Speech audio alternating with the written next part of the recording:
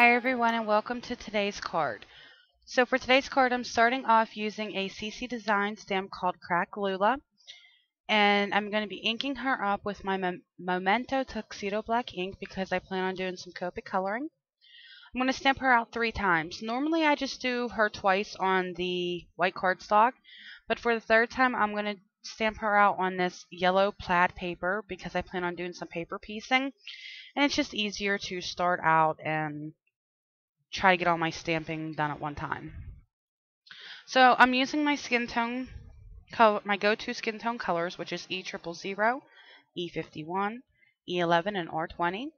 And as always with my Copic coloring, I start from my lightest, work my way to my darkest, and then from my darkest, work my way back down to my lightest. I really have sped up the Copic coloring in this video for two reasons. The first reason is I've been in a lot of Copic coloring and a lot of videos on it. If you need to refer to one of my previous videos, feel free to go back and watch those videos. And the second reason was because I forgot I was recording and my hand kept getting in the way. So for the hair that I'm doing right now, I'm using my go-to hair colors right now, which is Y21, YR21, YR23, and E33. And as you can see there, my hand was just in a way. And I wasn't zoomed in enough to really get to see me do a lot of this coloring. So I'm just getting that all blended out to the way that I wanted. And then I'm going to go ahead here and move on to the little part of the outfit. And for that, I am using BV000, BV02, and BV04. Like I said, I'm working from my lightest to my darkest, and then back down to from my darkest back down to my lightest. And because this little outfit is so small of an image and those little dots on there, I wanted to keep those polka dots. So what I'm going to do here is go in with my colorless blender and lightly, with the very tip of that marker, just tap on those little dots, and that helps pull the color out of those dots, and it really helps to make look like polka dots. So here I'm using RV10, RV11, and RV13, and I'm just doing the little stripes on the top part of the egg and the bottom part of the egg.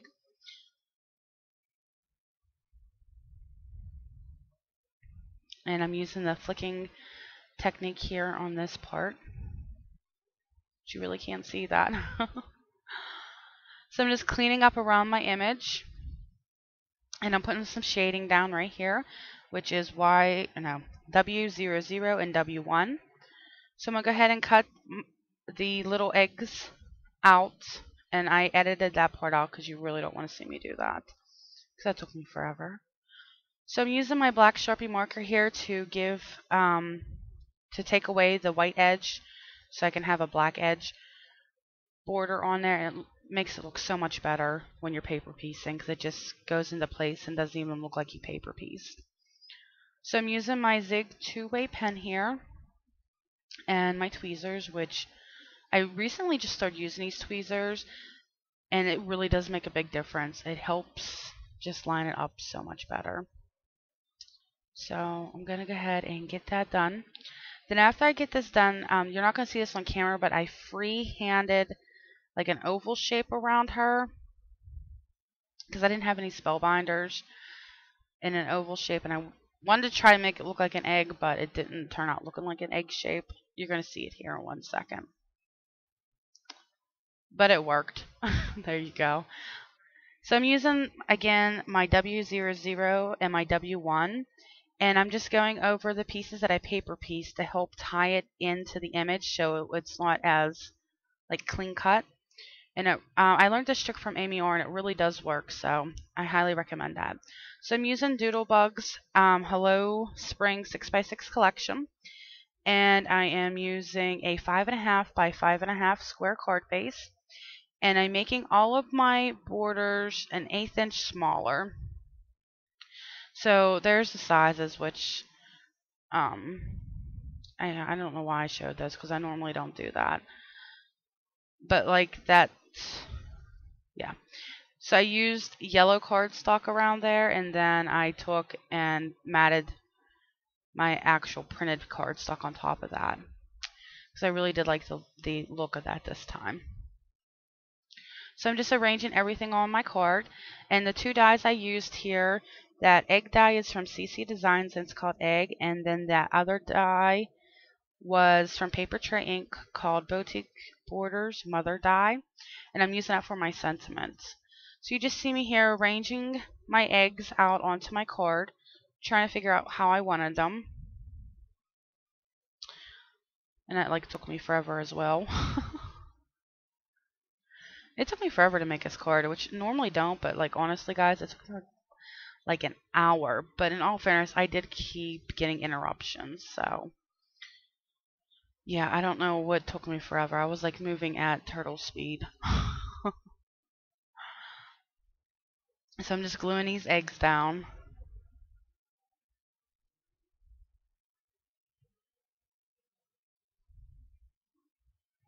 Then I'm going to get my stamp. I'm using these sentiments here, Eggstra Special sentiments from Amy R. And I'm using my stamp positioner here because I wanted to, I normally don't use a stamp positioner either, but I wanted to make sure I had my sentiment lined up pretty evenly onto my die.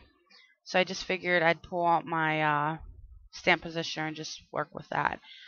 So I was really happy with the way that turned out, and that I actually used that stamp positioner. Actually, guys, I think this is the first time I've ever used it, and I've owned it for about 6 months now. So I went ahead and I'm going to adhere the card front onto the card base. And like I said, because there's only an 1/8 of an inch of border around there, I really had to make sure I had that lined up perfectly, which was a pain in the rear end. So here for the inside of the card, I'm just working with sort of the same layout I had on the front of the card. And I'm just adhering everything down to the inside of the card before I adhere it down to the base of the card. So, and I'm stamping out Easter Blessings. Again, it's from the same Amy R. Sentiment set. And then again, once again, to make everything flow together from the inside, from the front of the card to the inside of the card, I decided to add a couple of those die cut eggs into here. And that's the way everything just matches, just goes together really well. So that is my card. I'm going to go ahead here and adhere this to the card base. That is the card. It was very, very simple to make, but again, it took me forever. I don't know why.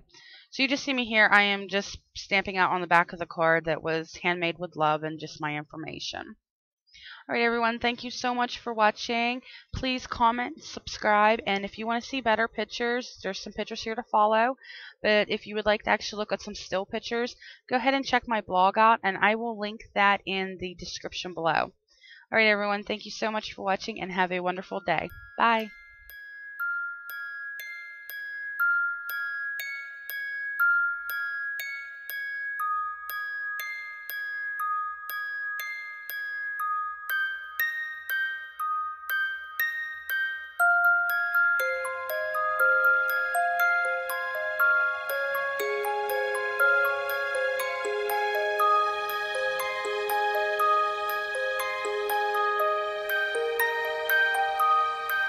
Thank you.